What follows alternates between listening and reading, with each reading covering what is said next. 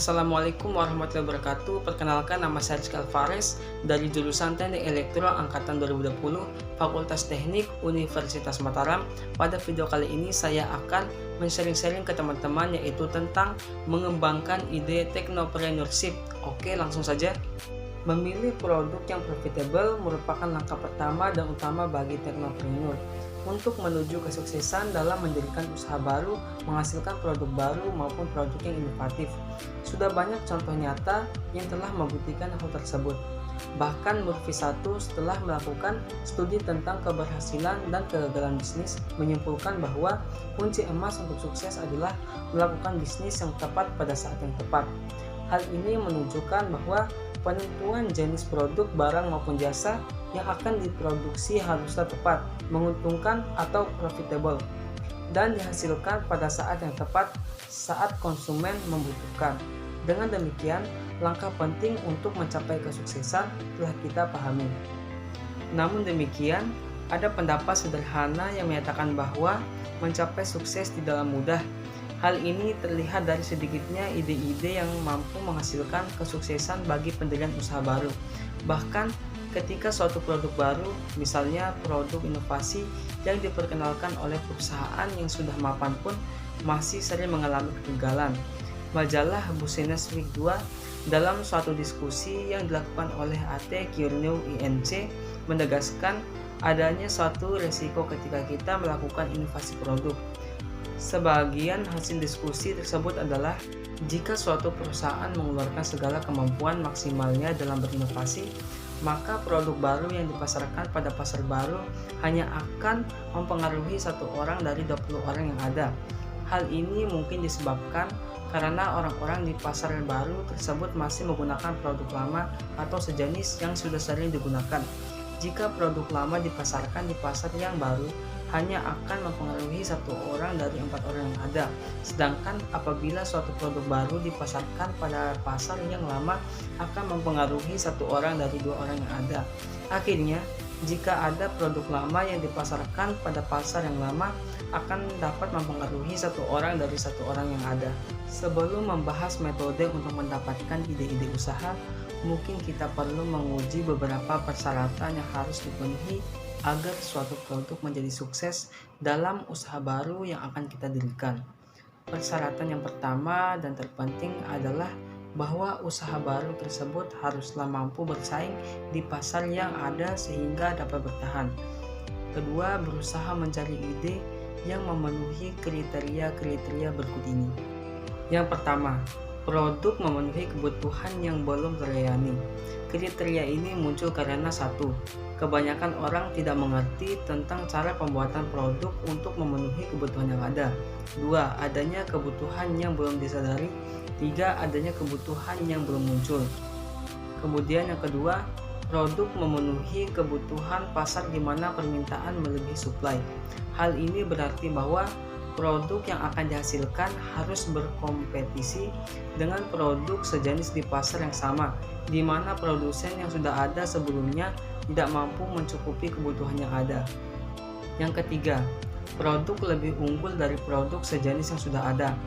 Pembuatan atau pemilihan produk baru dengan pertimbangan bahwa pemilihan produk yang digunakan lebih unggul dari produk sejenis yang sudah ada dapat dilakukan dengan cara yaitu peningkatan desain.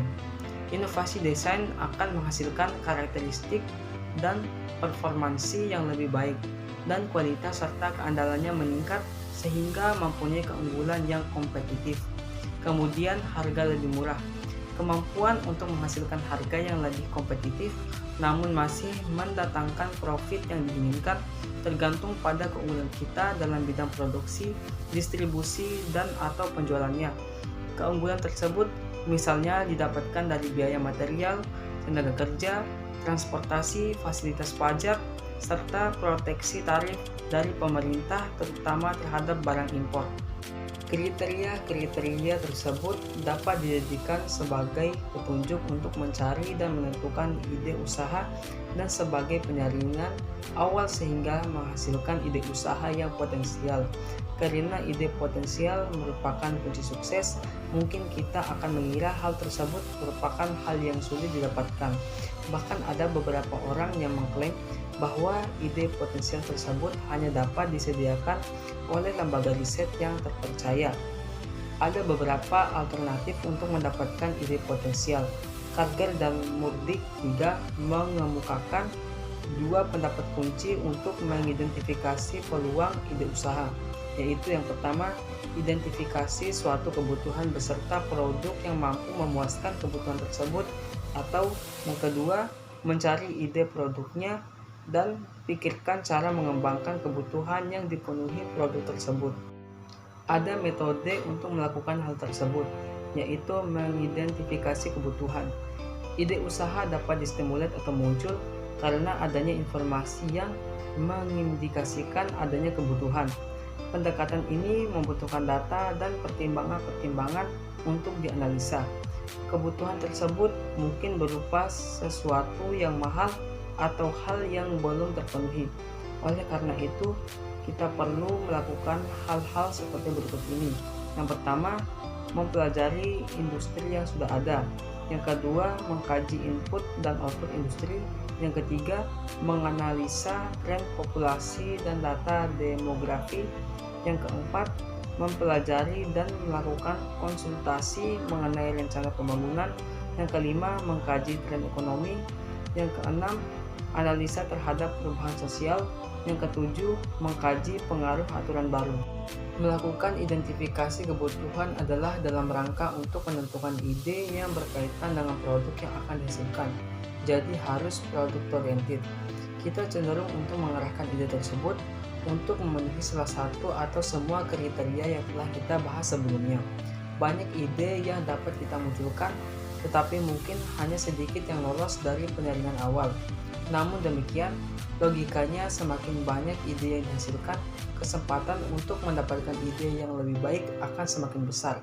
Berikut ini adalah hal-hal yang dapat dilakukan untuk mendapatkan ide-ide tersebut. Yang pertama, investigasi material lokal dan sumber daya lain. Yang kedua, mengkaji peluang substitusi produk impor. Yang ketiga, mempelajari keahlian tenaga kerja lokal. Yang keempat, implikasi penggunaan teknologi baru. Yang kelima, mempelajari daftar tentang produk industri. Yang keenam, menghadiri pameran perdagangan dan investasi. Yang perlu diingat, ketika menentukan ide produk seperti di atas, kita juga harus memikirkan prospek dan pengembangan pasar atau kebutuhan terhadap produk tersebut. Dengan menggunakan suatu daftar cek atau checklist yang terstruktur, maka ide usaha yang kita munculkan akan dapat dinilai prospek keberhasilannya secara lebih baik. Berikut ini adalah format checklist yang diusulkan Clifton pada tahun 1977 dalam menilai ide usaha dari segenap aspek yang dibutuhkan bagi keberhasilan implementasi dari suatu ide bisnis nantinya. Aspek-aspek yang dinilai dalam checklist tersebut adalah: yang pertama, market. Ukuran market atau pasar yang ada saat ini harus memberikan estimasi segera dijualnya produk sampai volume tertentu untuk mendukung operasi usaha. Estimasi penjualan tidak boleh didasarkan semata-mata pada estimasi jumlah konsumen potensial dan harapan kapasitas konsumsinya, namun dianalisis berdasarkan faktor-faktor yang mempengaruhi penjualan, yaitu yang pertama, ukuran market atau jumlah konsumen potensial. Yang kedua, hubungan produk dengan kebutuhan. Yang ketiga, kekuatan dan dominasi dalam berkompetisi.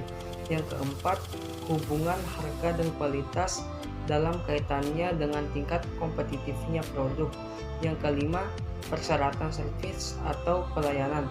Yang keenam, ketersediaan sistem penjualan dan distribusi. Yang ketujuh, usaha penjualan yang dibutuhkan. Yang kedelapan, kemungkinan ekspor. Yang kedua, potensi pertumbuhan pasar. Harus ada prospek pertumbuhan pasar dan tingkat pengembalian investasi yang tinggi. Prospek ini dapat dilihat melalui beberapa indikator, yaitu yang pertama, proyeksi peningkatan jumlah konsumen potensial. Yang kedua, proyeksi peningkatan kebutuhan. Yang ketiga, peningkatan penerimaan konsumen terhadap produk. Yang keempat, pembaharuan produk. Yang kelima, tren ekonomi atau yang berkaitan dengan konsumsi. Yang keenam, tren politik atau sosial atau yang berkaitan dengan konsumsi. Yang ketujuh, keunggulan kompetitif. Yang ketiga, biaya. Faktor-faktor biaya produksi dan distribusi harus tetap memberikan profit ketika suatu produk dijual pada harga yang kompetitif. Proses perbandingan peringkat seharusnya mempertimbangkan faktor-faktor yang menyebabkan biaya menjadi lebih tinggi, yaitu yang pertama, biaya bahan baku, yang kedua, biaya tenaga kerja, yang ketiga, biaya distribusi atau misalnya biaya transportasi, pemindahan barang yang berlebihan. Yang keempat, biaya penjualan. Yang kelima, efisiensi proses produksi. Yang keenam, biaya pelayanan, jaminan, dan komplain konsumsi. Yang ketujuh, biaya hak paten dan lisensi. Yang keempat, resiko. Adalah tidak mungkin untuk melihat ke masa depan dengan kepastian dan berharap untuk menganggap risiko adalah sesuatu yang terpisah dari kewirausahaan. Namun demikian, kita tetap harus menghindarkan diri dari risiko yang tidak perlu. Faktor-faktor berikut ini dapat dijadikan pertimbangan untuk memperkecil risiko, yaitu yang pertama, stabilitas pasar dalam siklus ekonomi. Yang kedua, risiko teknologi. Yang ketiga, kompetisi impor. Yang keempat, ukuran dan kekuatan kompetisi. Yang kelima, risiko yang berkaitan dengan kualitas dan keandalan. Yang keenam, permintaan yang dapat diprediksi. Yang ketujuh, biaya investasi awal. Yang kedelapan, kemudahan input atau dalam hal suplai dan harga. Yang kesembilan, aturan-aturan yang berkaitan dengan investasi dan perekonomian. Yang kesepuluh, waktu yang dibutuhkan untuk menghasilkan profit. Yang ke-11, persyaratan penyimpanan. Yang ke-12, kebutuhan musiman. Yang ke-13, desain yang eksklusif. Faktor-faktor tersebut di atas dapat digunakan untuk tujuan penjaringan awal. Namun demikian, untuk perbandingan peringkat ide usaha dapat diilustrasikan dengan cara memberikan skor pada setiap faktor utama. Baik, sekian pada video kali ini, yaitu mengenai mengembangkan ide teknopreneur. Semoga apa yang saya sampaikan dapat bermanfaat buat teman-teman. Sekian video kali ini. Terima kasih. Wabillahi taufiq wal hidayah. Wassalamualaikum warahmatullahi wabarakatuh.